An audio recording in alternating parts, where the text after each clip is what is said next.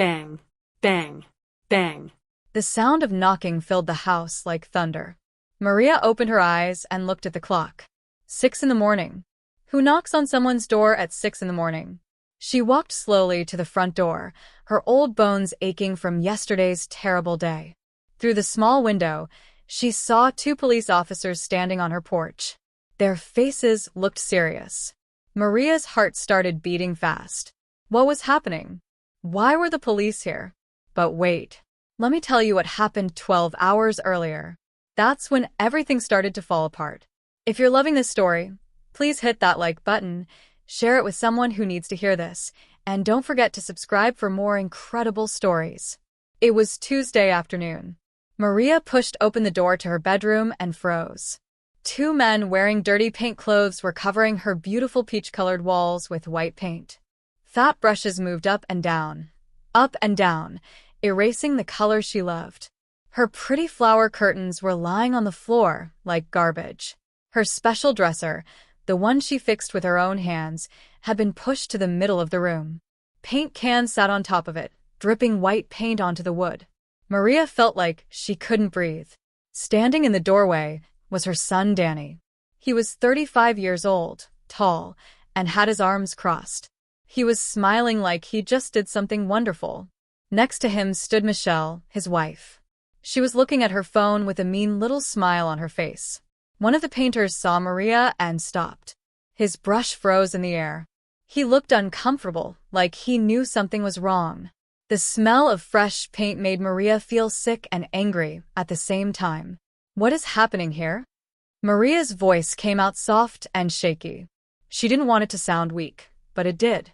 She had just finished working for 12 hours at the Golden Spoon restaurant.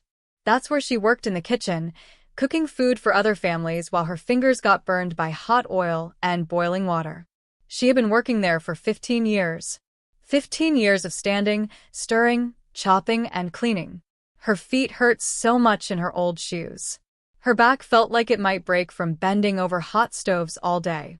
But none of that mattered now. Michelle looked up from her phone. She gave Maria that fake sweet smile she always used when she wanted something. "Oh, Mama Maria, you're home early. We're just making the room prettier before we move in." She said it like it was no big deal, like she was talking about the weather. Danny walked toward Maria with big, confident steps. The kind of steps that always made Maria feel small. "Mom, we wanted to surprise you," he said, grinning. "This room is too big for just one person. You know our apartment is getting too small for us and the kids. The children are growing up. We need more space." Maria's legs started shaking. 20 years. She had worked for 20 years in that hot, terrible kitchen to save enough money to buy this house. 20 years of breathing smoke, listening to angry customers yell, scrubbing grease until late at night. All of that was so she could have a place that was hers. A place where she could rest without asking anyone for permission. The older painter coughed. He looked nervous. "Ma'am, if there's a problem, we can stop and come back another day." "And oh no, keep going." Michelle waved her hand, like she owned the place. "We already paid them. Might as well finish today." Paid? Maria felt her chest get tight. Paid with what money? But she already knew the answer. She knew it in her bones. The money she gave them last month. The $1,000 she lent Danny when he lost his job at the car parts factory. The money she took from her savings because Michelle cried and begged her to help them pay their rent. That was her money. Money she saved coin by coin, dollar by dollar. Danny put his hand on Maria's shoulder. It felt heavy and wrong. "Mom, don't get upset. It's just paint. Plus, we already talked to someone who can divide the house into 2 parts. You'll have your space, and we'll have OURS. We'll be one big, happy family. One big, happy family." The words felt empty, like a balloon with no air inside. Maria looked at her curtains crumpled on the floor. She had sewn those curtains herself with fabric she bought after saving her tip money for 3 whole weeks. She looked at the growing paint stain on her dresser. She found that dresser at a yard sale and spent 2 weekends sanding it and making it beautiful again. "Who decided this?" Maria asked. Her voice was getting stronger now. When did you sit down and plan what to do with MY house without even asking me? Michelle sighed like Maria was being a difficult child. She put her phone away. Mama, don't be so dramatic. You always make things hard when we try to do something nice. Look at that ugly peach color you had before. This white is going to look so much better. Trust me. Better for who? Maria wanted to scream. She had chosen that peach color after days of looking at different colors at the paint store. It reminded her of beautiful sunsets. It reminded her of when she used to live in a tiny rented room and dreamed of having her own walls that she could paint any color she wanted. The painters kept working. They pretended not to hear the argument, but Maria could see them looking over every time voices got loud. Danny walked around the room like he was inspecting his property. Mom, look. It's going to be so much brighter in here. And when we bring our furniture, you'll see what a huge difference it makes. Michelle found a really nice bedroom set on sale. Their furniture. In her room. In the space she had filled with her things. Each thing had a story. Each thing she bought with money earned from her wrinkled, tired hands. Michelle walked over to Maria's small table where she kept her cheap perfumes and hand creams. And all this mess, we can organize it better. You don't need so many things, Mama. When people get older, they should start making life more simple. Make life more simple. Like Maria's little treasures were just trash getting in the way of their plans. Like being 67 years old made her an annoying guest in her own house. Something broke inside Maria. It wasn't just the paint covering her beloved walls. It wasn't just the furniture moved without permission. It was the way they decided her future so naturally, like she was an old piece of furniture they could put in a corner and forget about. Maria looked at Danny, her son, the boy she raised, the boy she gave everything to. And in that moment, staring at the white paint covering her peach-colored dreams, Maria made a decision. A decision that would change everything. That night, after Danny and Michelle left, after the painters finished and drove away, Maria sat alone in her ruined bedroom. She didn't cry. She didn't scream. She picked up her phone. And she started making calls. Maria sat on the edge of her bed that night, surrounded by the smell of fresh paint. The white paint. Not her beautiful peach color. White. Like they were trying to erase her from her own home. Her phone felt heavy in her hand. But before I tell you who she called, let me tell you about Maria Garcia. Because you need to understand why this moment mattered so much. Maria was 67 years old. Her hair was mostly gray now, though she still tried to dye it black every few months. Her hands were covered in tiny scars from years of working in hot kitchens. Some scars were from knives that slipped when she was chopping too fast. Others were from touching hot pans by accident during the dinner rush. For the last 15 years, she worked at the Golden Spoon restaurant. She arrived every morning at 5 o'clock, when the sky was still dark and the streets were empty. She left at 7 at night, when most families were finishing dinner and watching TV together. Maria's job was simple but hard. She prepared chicken soup that had to cook for hours. She chopped hundreds of onions until her eyes burned with tears. She fried fish and chicken until her uniform was soaked with grease and sweat. She washed huge pots with water so hot it turned her hands red. The customers who ate at the Golden Spoon never saw Maria. They never knew who cooked their food. They never knew whose hands made their special birthday dinners or anniversary meals. Maria was invisible to them. Before the Golden Spoon, she worked at 3 other restaurants. Always in the kitchen. Always hidden.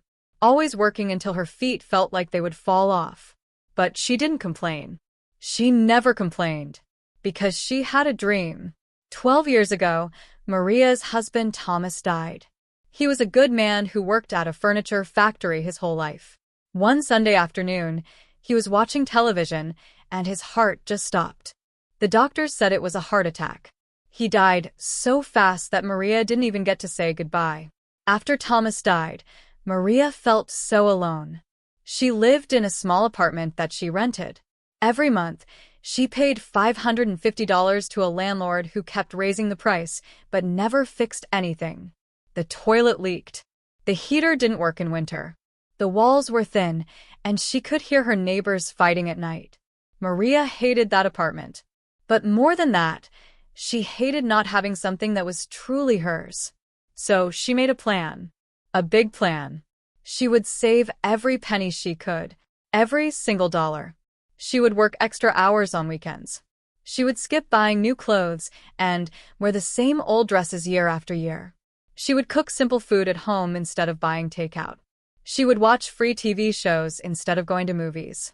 For 20 years, Maria saved. 20 years of putting coins in a jar. 20 years of hiding $20 bills in an old cookie tin. 20 years of saying no to herself so she could say yes to her dream. And finally, 2 years ago, she had enough money. She bought this house. Her house. Small, but perfect. 3 bedrooms, 1 bathroom, a tiny kitchen, and a backyard where she could grow tomatoes. The day she got the keys, Maria cried. She cried because she was happy. She cried because she was proud. She cried because for the first time in her life, she owned something that no one could take away from her.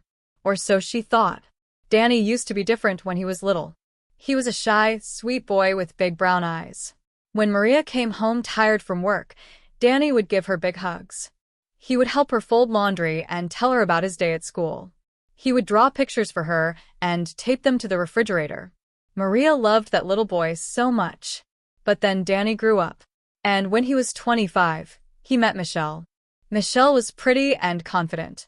She had big dreams about fancy houses, new cars, and expensive vacations. She talked about going to Paris and Italy. She showed Danny pictures of beautiful homes in rich neighborhoods. At first, Maria thought it was good that Danny had an ambitious girlfriend. Thomas had always been happy with simple things, and Maria worried that Danny was too much like his father. Maybe Michelle would help Danny want more from life. But Maria quickly learned something important. Michelle's dreams always cost other people's money. When Danny and Michelle got married 8 years ago, they asked Maria for $1,000 to help pay for the wedding. Maria gave them the money from her cookie tin, money she had been saving for years. They promised to pay her back in 6 months. That was 8 years ago. Maria never saw that money again. When their first baby was born, they needed $800 for hospital bills. Maria gave it to them. When their second baby came, they needed $100 for a used crib and stroller. Maria gave them that too. There was always an emergency, always a reason they needed money, always a promise to pay her back soon. But soon never came. Maria never asked for the money back. She told herself, a mother doesn't ask her son to pay her back. Family helps family. But deep down, she knew the truth. Her kindness had become their convenience. It was easier for Danny and Michelle to ask Mom for money than to work extra jobs or spend less on things they didn't really need. Working in a restaurant teaches you to be strong. When the head chef yells at you because a dish took too long. When the waiters blame you because a customer didn't like their food. When your feet are screaming for rest, but you still have 5 more hours to work. You learn that no one will stand up for you if you don't stand up for yourself.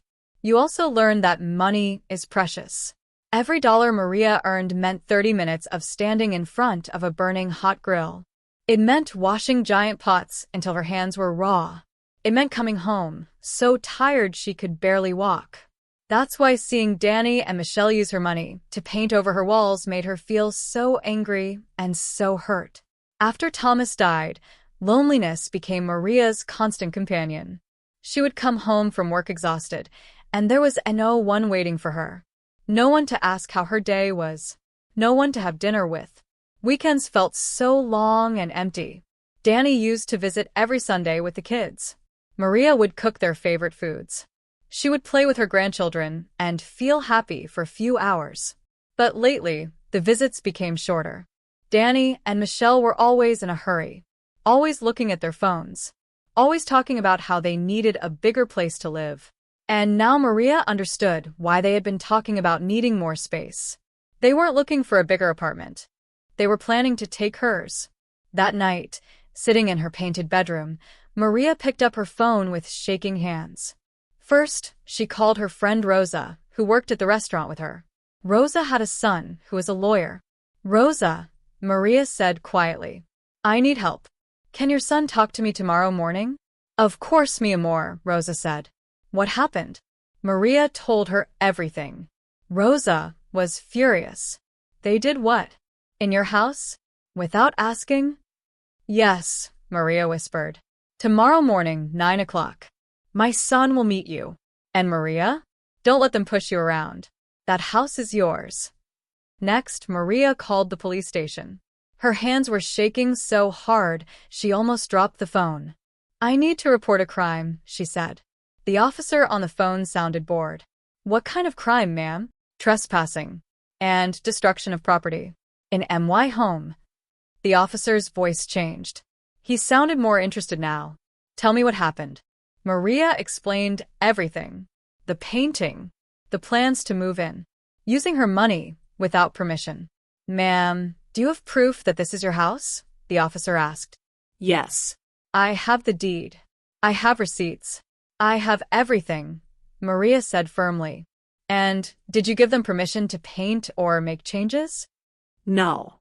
I came home and they were already doing it. Okay, ma'am. We'll send officers to your house tomorrow morning at 6 a.m. Be ready to show us your documents. When Maria hung up the phone, her heart was beating so fast. Her whole body was shaking. But for the first time in years, she didn't feel weak. She felt strong. She felt powerful. Tomorrow morning, Danny and Michelle would learn an important lesson. Just because someone is kind doesn't mean you can walk all over them. Just because someone is old doesn't mean they are weak. And just because someone loves you doesn't mean they will let you steal from them. Maria looked around her white bedroom one more time. Tomorrow, she would make them paint it peach again. Her color. Her choice. She smiled. Tomorrow, everything would change. Bang, bang, bang.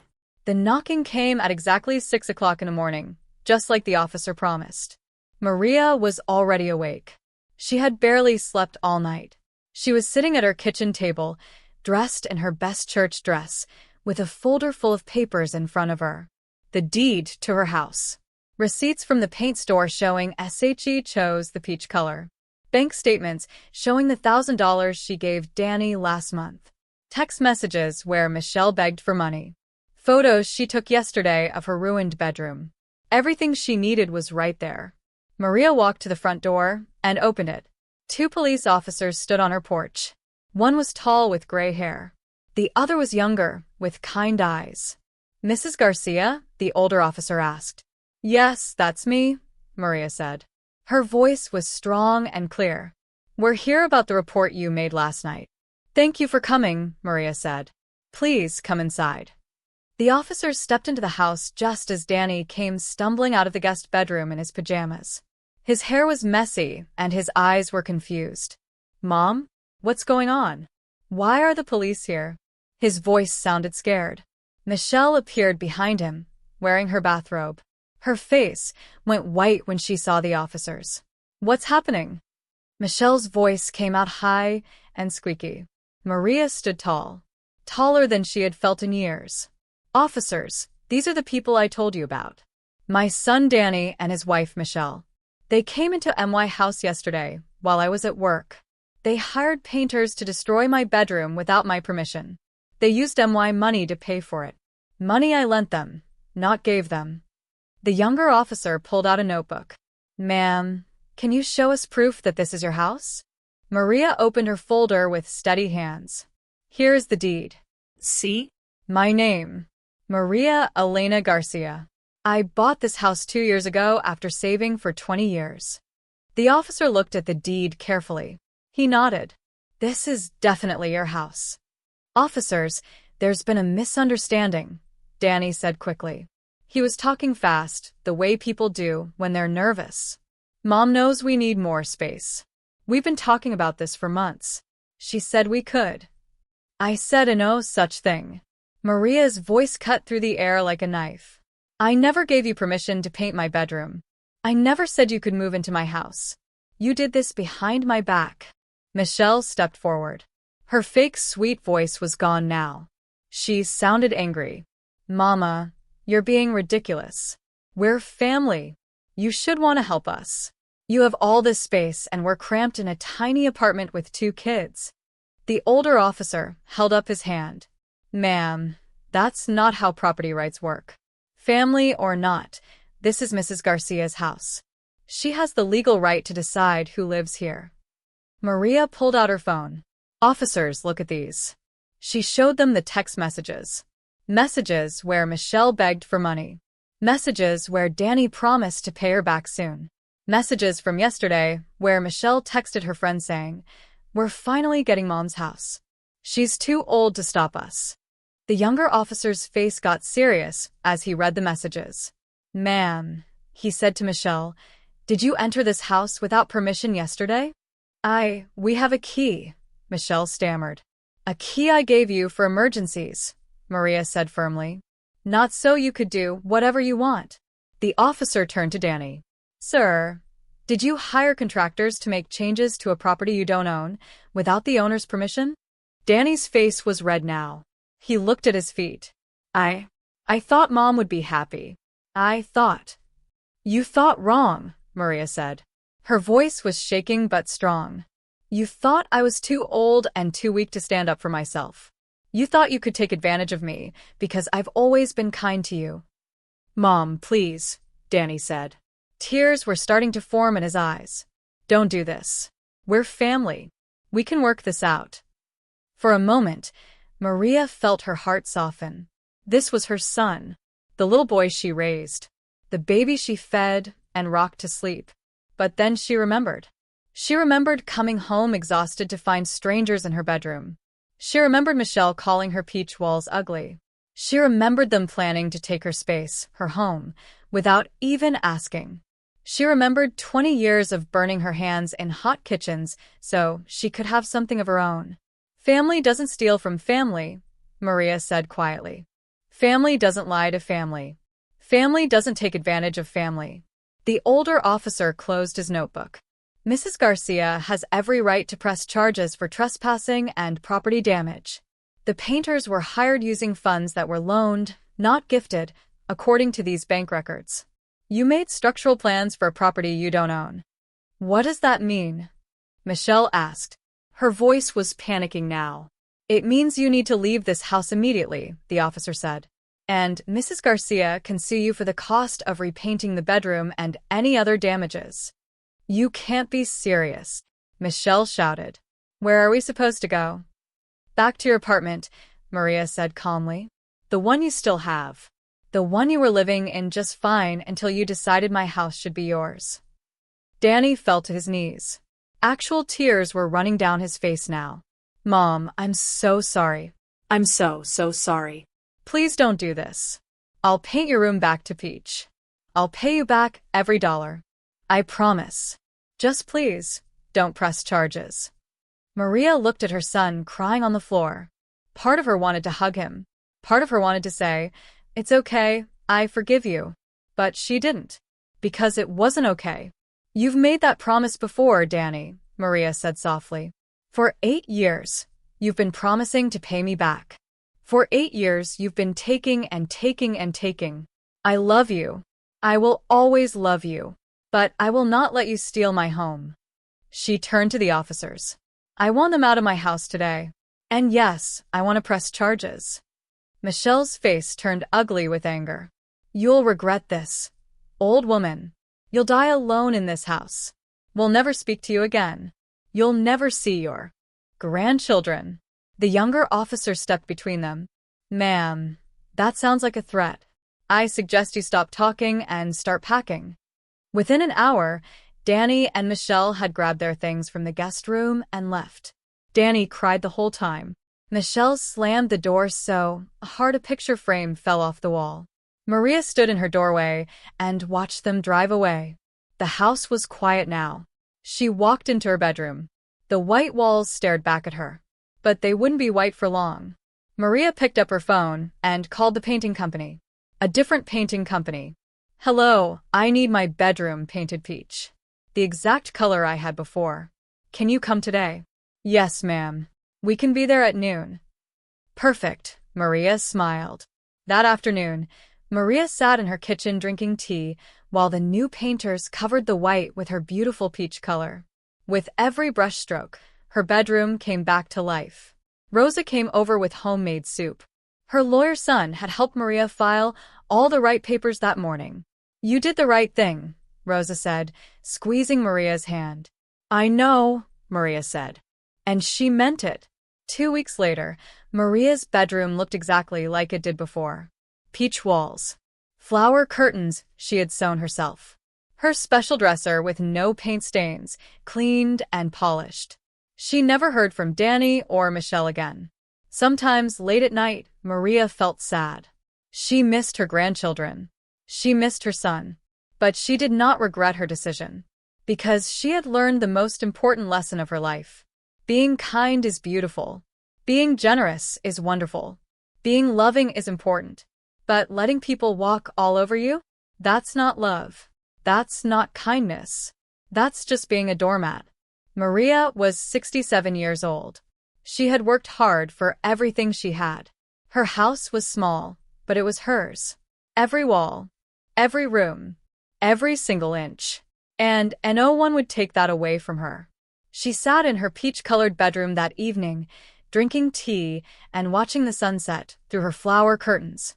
For the first time in years, Maria felt completely at peace. She had stood up for herself. She had protected what was hers. And she had learned that sometimes the strongest thing you can do is say a no to the people you love. Maria smiled. Home. Her home.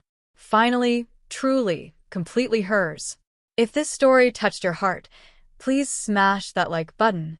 Share this with someone who needs to hear that it's okay to stand up for yourself. And don't forget to subscribe for more powerful, life-changing stories. Drop a comment below telling us, have you ever had to stand up to family? What would you have done in Maria's situation? We'd love to hear from you. Remember, being kind doesn't mean being weak. You can love your family and protect yourself. Sometimes the bravest thing you can do is say no. Thank you for watching, and we'll see you in the next story.